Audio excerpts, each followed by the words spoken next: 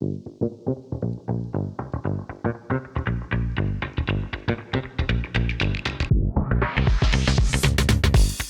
back to the Commerce Collective podcast brought to you by Flywheel.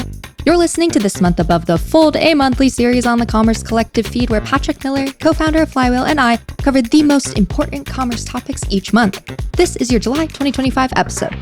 I'm Emma Irwin, brand marketing manager at Flywheel and host of this podcast. Today, we are covering a glimpse of Prime Day, the New York Times and Amazon AI deal, and Amazon's abrupt exit from spending on Google Shopping ads. Let's get into it. Patrick, how was your month of July? What have you been up to? It was nice. I mean, it was hot. It's gross. Yesterday was my birthday and the weather broke, so I'm happy. Got to do a big bike ride in Highland County, Virginia. So, yeah, it was gorgeous. And, so now it's hoping that the heat doesn't come back, but, I'm sure it will. I was going to say, I'm hoping you went on a long bike ride for your birthday. Yeah, 100 miles, 10,000 feet of climbing. It was great. Cool. It was real good. Beautiful. Okay. So, of course, I have to ask you because this past month, we know that Prime Day happened, but I'm really just curious, did you buy anything for Prime Day? Did you buy, is it the Camelback water? I usually buy the Camelback water bottle, but I get so many of these damn things now that I can't buy, they don't break. And so I didn't buy, what did I buy? I think I bought a hardback copy of War and Peace because I'm trying to read that. So I bought a Green Machine, the things for cleaning up the Bissell. Vomit. Yep. Yeah. It's great. We have 2 dogs, 2 kids, 2 cats. So I'm already using it a bunch, but and love it. But yeah, worked great. It was fine. The A&P was nice. Was able to discover stuff, spend some time on the site. Prime Day, been ruining summer vacations for a decade now. Beautiful. I'm sure the people are wondering, do you have any other high level observations? And you're not allowed to say it was the biggest ever. That one's not allowed. We all know that. Yeah. But any other high level observations, not even maybe Amazon specific, to give the people? Yeah. So first off, there's a bunch of folks that were out there that were saying that hey, it's soft by whatever percent early on. And God, why? I don't see the point. And so a couple of things. Number one, Amazon changed how they report OPS. So instead of it being sort of pure, when you're doing a deal, it used to be that the deal was applied after, sort of at the end. And so when you looked at your GMV numbers, it was inclusive of the discount. So as if the discount didn't exist and it was sort of a back end deduction. Now they're reporting sort of what is the sort of if I have if I have a $10 widget and I have a $3 deal, it would show as $7 in GMV versus last year it would have shown as $10. So that it makes the comps harder. So then you can either look at it on a units basis, or you can take average cost per unit times ordered units to then do a comparison.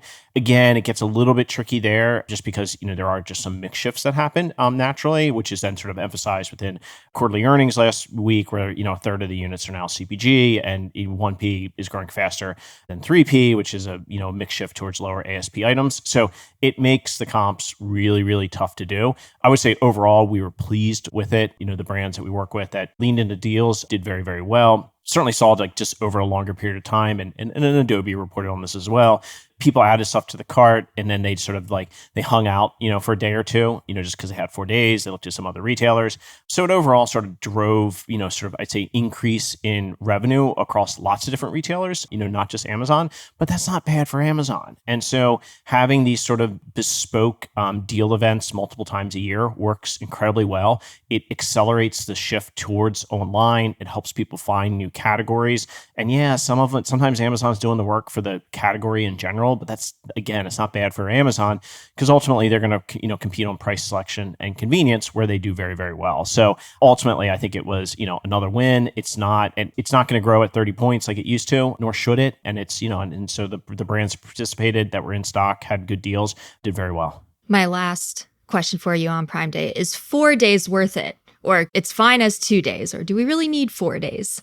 I don't know. I mean, I think customers like the ability to sort of not have the urgency and to meander a little bit and to find new items. And so if I'm Amazon, and my big goal is, yes, I want to get new Prime members. And so it having sort of it being out there for a long time pulls more people in, but it has customers looking at additional categories. And so if I'm a category leader, I care about new to category more than anything else. And so I want to say hey, if I didn't know that Amazon sells exterior paint and all of a sudden it's I look at my, my house and it needs a little bit of touch up paint, ooh, oh wow, I didn't realize Amazon sells paint. And so now all of a sudden, if I'm the paint category leader, like that's pretty awesome that Patrick has never shopped paint before, didn't realize that Amazon sold paint, and now all of a sudden started shopping this new category. So anyway, so I think having that longer time period can actually be a good thing.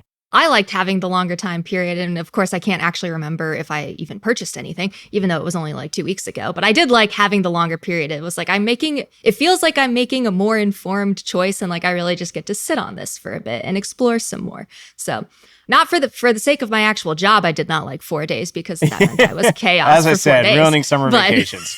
As a shopper, I quite liked it. Okay, let's move on. We're going to cover the New York Times and Amazon AI deal. And so essentially, Amazon is paying the New York Times 20 to 25 mil a year to license its content, specifically news, cooking, and The Athletic for AI training and product integration. It's Amazon's first AI licensing deal with a publisher and the Times' first deal of this kind with a tech company. Whew, made it through that. I'm curious, what to you is the most significant in terms of this deal? I know there's a lot of buzz around it, so I'm curious, what is the most significant piece here to you?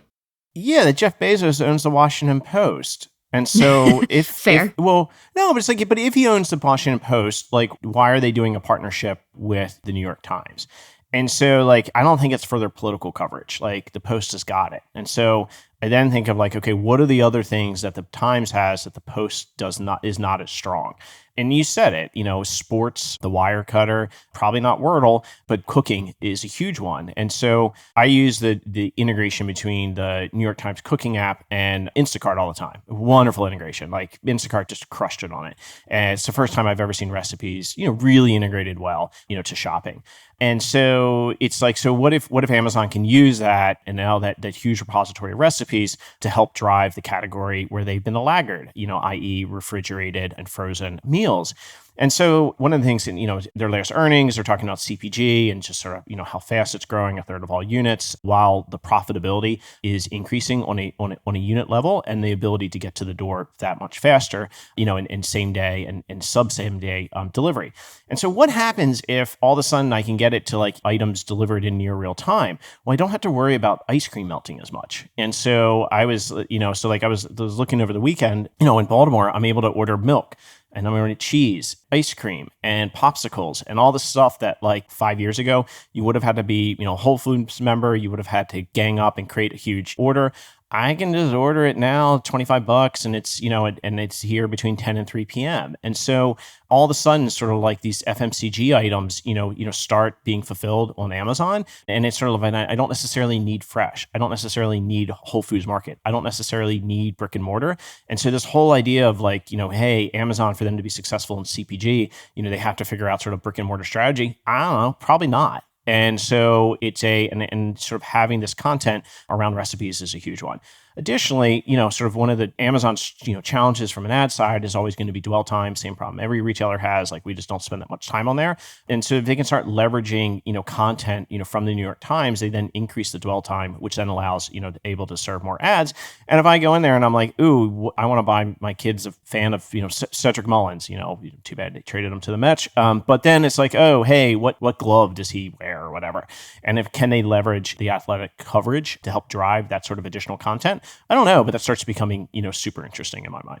I was thinking about in terms of like going back to cooking, and I don't use Rufus a ton, but I do foresee a future where people similar to Instacart are looking to something like AI chatbots and search to be trying to figure out like, what do I cook for dinner tonight? Here's the criteria. Here's what I've got. And it's really helpful when what is spit back out at you is like actually in a fluent cooking language, and is really helpful and helps you figure out, because so much of cooking is inspiration and then instructions being clear. That is what gets people to actually cook and accomplish what they're trying to do. Well, and palettes and what tools you have at home and how much time you have. The average home cook has 9 meals that they go to over and over again. And so if you can expand that to a 10th, that unlocks a lot of value for food manufacturers and spice manufacturers. And it also it saves our families from sort of the drudgery of another night of mac and cheese or baked whatever, casserole. So I think it's a good thing. And, and I think it's a great use case of AI. I'm curious, do you foresee more deals like this, whether it's Amazon expanding to other publishers or other retailers making deals like this specific deal. 100%. Like in my mind, this is the verticalization on top of retailers that is just going to continue marching on. It's the same as Disney and Roku and partnering with Amazon. It's the same as Vizio being fully integrated across Walmart. The retailers are the hedge gardens, and all the publishers and what all the various forms will then sit on top, and then you can then connect upper all the way down to lower. I was going to ask, and that is a nice connection too. We've been talking about how publishers are starved for traffic for months now. Is this like a sustainable solution for that? So my guess is that like all like the really junky sites that, have way high ad load are going to go out of business and nobody's going to be sad. But those that have unique voice, unique content are going to do just fine. It's going to be choppy waters. But I think on the other side of it, ultimately sort of the traffic that customers that when they're looking and then they see an AI summary and then they, sort of lower engagement, they just read the AI summary and they move on with their life. Those that are clicking on the link, my expectation is that these are much, much more highly engaged folks and thus will then create more yield for those publishers and have better relationships. Got it. Boom. Okay. Next up, we're going to talk about this one. It didn't blow up the internet, but it's some of the most LinkedIn coverage that I've seen on a topic and like speculation in a while, which is Amazon abruptly pulling spends from Google Shopping ads. And so I've seen everything from like points of POVs that this is a data protection move. It's like reluctance to continue spending on a competitive platform, strategic bet on Amazon, bringing its own traffic into its ecosystem, etc. Do you lean towards any of these angles, or how are you thinking about this one? First, I think LinkedIn has gotten to be awful, and it's just it's like really a bad. spam bot. It's like it used to be such a valuable site, and it was like you learn and you hear people say interesting things, and now it's just like hot takes and bad emojis, and so all written by AI. Yeah. I've just stopped looking at it. Like it's a morass. So it's like, it's just bad. It's like worse than like a Scott Galloway podcast at this point. So, sort of lack of insight or knowledge doesn't stop people from posting and pointing out that they have neither insight nor knowledge, but whatever. So anyway, with my lack of knowledge, because I don't have any, inside information on this. I haven't asked, but like one is like Amazon's done this before, and they've paused, some of these ads. And to be clear, it's like, let's be specific. It's really what it looks like is that it is the PLAs. And so, the product listing ads, PLAs, only the retailer or the D2C can buy. Brands can't buy it unless they're sending it back to their own D2C. And so I just spent a bunch of time just querying and looking at different queries and, sort of what shows up. And the Google SERP, I think everybody's got like in their heads, like, what did the SERP look like 15 years ago with like a bunch of blue links, or even 7-8 years ago was like the top of, the tiles for the first PLAs. Google knows like sort of the intent of the various queries. And so like if I'm asking for like, it's going to return a very different SERP if I look for like best lawyer in Baltimore, or if I look for milk, or if I look for, camping 4-person tent. And so I was like, okay, well, I'm going to look at the much more commercial searches because that's what Amazon's going to care about. No, by the way, Amazon's had more product searches than Google for, close to like a decade now. And so like I was like, and I went camping with my kids, and it was an awful experience because one of them was screaming in the middle of the night, a couple weeks ago, but it was on my to-do list for this year. But one of them did great. And so I was like, okay, like I'm gonna look for 4-person tent again. And so I did like camping 4-person tent. And the way the page renders looks like an Amazon SERP, not a Google SERP. It was all tiles.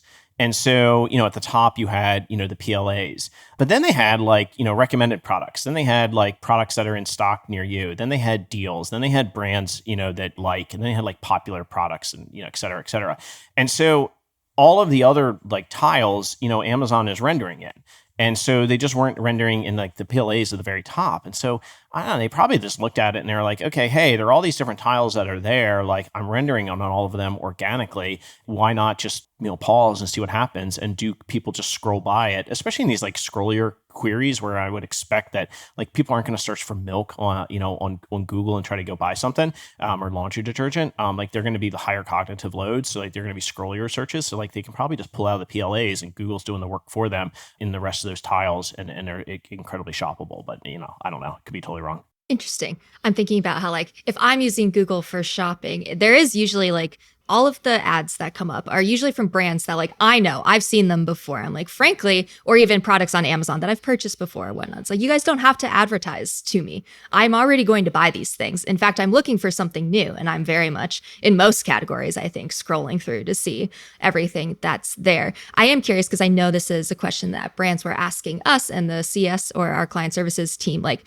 for brands that have historically relied on Google Shopping to drive traffic to Amazon listings, like what's the next step for them? Or is it actually not that big of a deal? Well, they don't know because Amazon doesn't tell you how much traffic is coming from their paid efforts. And so it's sort of like, I think, maybe. So like if I'm a brand, like I would pay attention to like my total glance views. And like if I see like a drop and it's just like, okay, hey, what's going on there? The challenge is like the brands can't buy the PLAs and redirect them to Amazon. And so that's something that we've actually been bugging Google about for a while of like, let us buy them. And so we could then, track and see the performance, maybe one day, they'll let us, we'll see. But yeah, I mean, if I'm a brand, I would just sort of look at what's happening in sort of my traffic trends. If it is not, if I'm seeing a drop off, it's like, okay, well, how else can I steer traffic to my PDPs, and whether that's using Google text ads, which you can buy and track, or, some other way, great. But I bet if it was going to cause a demonstrable drop in traffic to Amazon, I don't think they would have done this. Or, they'll light it back up tomorrow and then we'll be like, apparently traffic dropped. Makes sense. And last question for you on this one, to not be so Amazon centric. But let's say like looking at like Walmart, Instacart, Target, etc. Is there really opportunity to move in and like take some of that PLA real estate that Amazon had? Or do they do you think fall into the same thing where they'll find that are people even actually clicking and looking at these ads? Is this worthwhile? Yeah, I mean, I like the widgets that are like in stock in, a store near you, and like that's organic. So like if I'm one of those retailers, first and foremost, I'd focus on sort of making sure my catalog feeds are accurate and synced up. Like that's sort of the basics. But then, yeah, absolutely. I mean, like, typically, I was looking at like using an iPad and desktop and phone, like just like, and it renders like, 4 or 5 on the screen at a time. So like there's certainly opportunity and just, my, quick spot checks. Like I saw multiple retailers, rendering the same retail, like Target, rendering a couple ads on some of the queries. And so that tells me that like it's not a super dense auction, because otherwise like you would only see it rendered one per, retailer. And then there's also sort of like this kind of tricky question for Google in the sense of like getting back to the idea of auction density, like how many participants do they have in these various auctions? And so as retail consolidates, do you actually see a drop and you say like, oh, I only have 5 participants in this auction? That's actually tougher sledding, for Google if they have fewer auction participants. And I guess like lastly, if I look at like Amazon's last earnings, like marketing spend was up like 10%, versus Q1 where it was up by 4%. So like they were spending more. And so they may have just been sort of right sizing and saying, hey, we just need to pull back, especially as they, think more about, and deliver on profitability, within the stores business. And which is also like part of the mix shift of like, if they get more CPG items, CPG tends to be decretive versus hardlines, and 1P is decretive versus 3P. So if those are both happening and the shareholders want Amazon to deliver profit, they're going to have to figure out sort of ways to do it more profitably. So it's like, and I just don't think people are searching on Google for like butter, so it's, it might make sense to pull back. That makes sense. I have in fact searched Google for butter, but it's because you can take a lucky guess as to, in terms of those organic in stock near you, where all of mine route back to. And like, it's just Walmart. And I'll be like, oh, do you have Kerrygold unsalted butter? Because that's the only butter I will purchase. But your point makes sense. But I just had to be like, no, this Irish girl has in fact Googled Irish butter. And where can I get it? Yeah. Beautiful. Nothing wrong with some Gucci butter every once in a while. Oh, it tastes so much better. But beautiful. I think that wraps us up. Thank you, as always, for your time. Yeah, no, great to see you, and look forward to chatting soon. And that's it for this month's Commerce News. Join us next month for our recap of what happened and what's interesting in commerce. I'm Emma Irwin, and we'll see you next time.